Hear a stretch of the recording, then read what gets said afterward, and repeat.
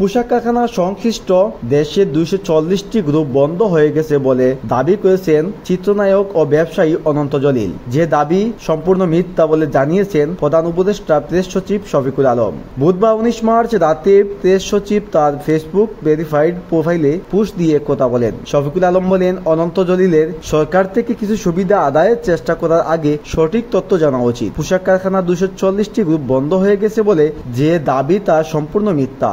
এছাড়া বাংলাদেশি কারখানা প্রতিদিন বন্ধ হয়ে যাচ্ছে সেটিও সত্য।